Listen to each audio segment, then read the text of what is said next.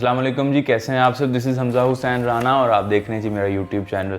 तो आज हम बात करेंगे स्पेशली एमसीक्यूज़ क्वेश्चंस के बारे में। जी हाँ, एमसीक्यूज़ क्वेश्चंस को किस तरह से आप बेटर वे से सिलेक्ट कर सकते हैं और किस तरह से ऑब्जेक्टिव जो पेपर है उसमें आप मोर देन 90% जो है वो मार्क्स ले सकते हैं।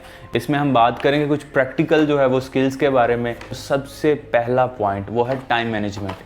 टाइम मैनेजमेंट का इशू बहुत ज़्यादा आता है। अक्सर आप देखते हो कि आपके जो एमसीक्यूज़ हैं, कुछ एमसीक्यूज़ की तरफ आप ज़्यादा जो है वो अटेंशन कर देते हो और कुछ जो इजी वन है वो उसमें रह जाते हैं।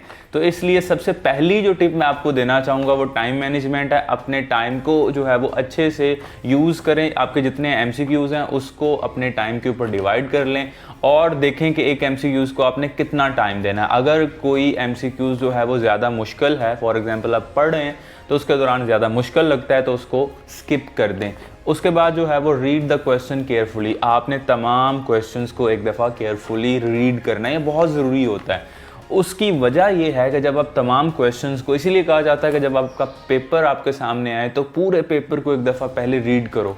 वजह यह है कि जब आप उसको रीड करते हो तो आपका साथ ही जो सबकॉन्शियस माइंड है वो जो है वो हमारे पास एक्टिव हो जाता है। जब आप एमसीक्यूज़ पढ़ रहे हो तो लेट्स से फॉर एग्जांपल कोई हार्ड एमसीक्यूज़ पढ़ा, आपने इसको स्किप कर दिया, लेकिन वो आपके सबकॉन्शियस माइंड के अंदर चला गया और आपका सबकॉन्शियस माइंड उस चीज़ को, उस टास्क को रिजॉल्व करने की कोशिश करेगा।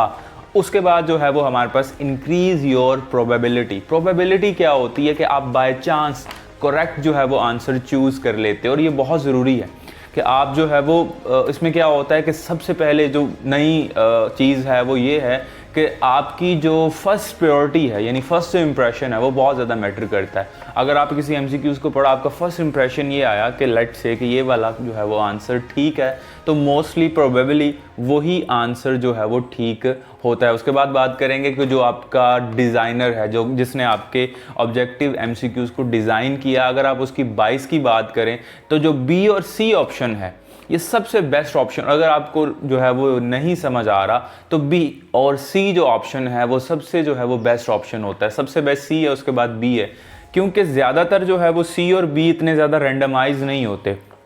अक्सर ए और लास्ट वाला जो है उसके ऊपर ज़्यादा जो है वो फोकस करता है डिज़ाइनर, लेकिन बी और सी में अक्सर जो है वो आपका करेक्ट आंसर जो है वो छुपा होता है। उसके बाद अगर आपके एमसीक्यूज़ के अंदर अगर कोई लॉन्गेस्ट आंसर है तो आप उसको चूज़ करें, क्योंकि जो आपका एमसीक्यूज़ डिज़ाइनर है वो जो लॉन्गेस्ट आंसर है डेफिनेटली वो उसको अगर उसको लिखने में जो उसने ज़्यादा टाइम लिया तो उसमें कुछ स्पेशल है।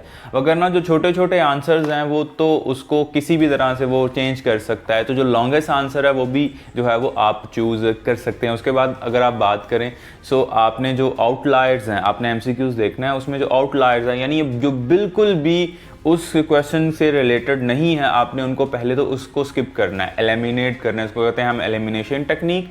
यानी आप पहले उन एमसीक्यूज़ को निकाल लेते हो जो बिल्कुल इससे जो है वो रेलिवेंट है ही नहीं, और फिर उन एमसीक्यूज़ में से किसी एक को चूज़ करते हो जो कि इसके रेलिवेंट है।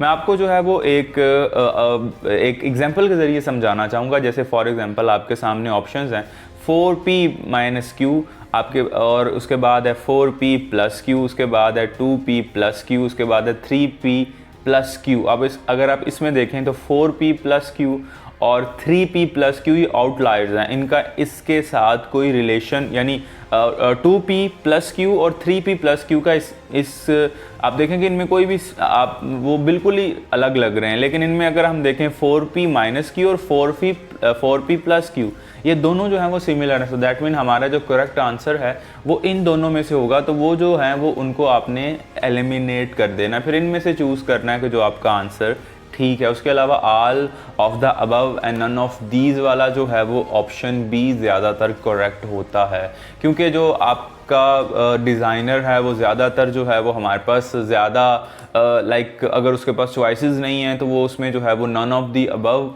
अगर फॉर एग्जांपल अब इसमें फर्दर देखना पड़ता है कि अगर आपके वो जो उसने इसमें ऑल ऑफ दी अबव से पहले ऑप्शंस दिए हुए हैं, सारे ऑप्शंस जो हैं वो इससे रिलेटेड ना किसी तरह से, तो अगर किसी भी तरह से रिलेटेड है तो ऑल ऑफ दी अबव जो है वो बेस्ट आंसर होता है। ये नहीं कि उसमें से आप जो है वो बेस्ट आंसर चूज, नहीं, ये ऑल ऑफ दी अबव नहीं हो सकता, ये वाला हो सकता है, तो ऑल ऑफ दी अबव।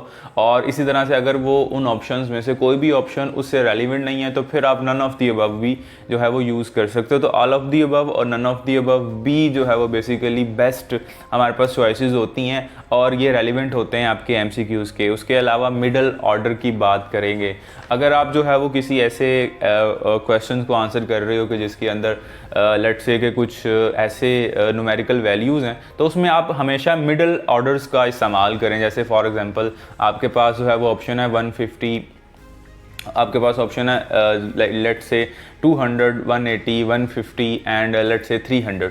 तो आप इसमें से जो मिडल ऑप्शंस है, मिडल ऑप्शन यानी 180 और 150, आप इनका चूज़ करें क्योंकि ज़्यादातर हमारे आंसर्स जो हैं वो इन्हीं मिडल ऑर्डर्स में से होते हैं। उसके अलावा हम बात करेंगे कि अपनी जो एमसीक्यूज़ पेपर है उसकी टाइम की स्ट्रेटजी को बिल्ड करने के लिए आप, अगर आप फॉर एग्जांपल कोई ऐसा टेस्ट दे रहे हैं जिसमें मैथमेटिक्स का सेक्शन है, तो आप मैथमेटिक्स सेक्शन को जो है वो ज़्यादा टाइम दें। मैथमेटिक्स सेक्शन जो है ये सेक्शन ज़्यादा बाकी तमाम सेक्शन से ज़्यादा टाइम लेता है, तो उसको आप ज़्यादा टाइम दें। इसके अलावा आप अपने टाइम को प्रॉपरली मैनेज कर सकते हैं। आपके अगर 90 एमसीक्यूज़ हैं तो 90 एमसीक्यूज़ के लिए जितना आपको टाइम गिवन है आप हर एक के लिहाज से उतना टाइम डिवाइड कर लें और हर एक को जो है वो इतना ही टाइम दें, क्योंकि ज़्यादातर देखा गया है कि 20% जो हमारे पास स्टूडेंट्स हैं वो इस वजह से पेपर में अच्छा परफॉर्म नहीं कर पाते क्योंकि वो जो हार्ड क्वेश्चंस होते हैं उनको ज़्यादा टाइम दे देते हैं और जो इजी क्वेश्चन है जो इजीली किए जा सकते हैं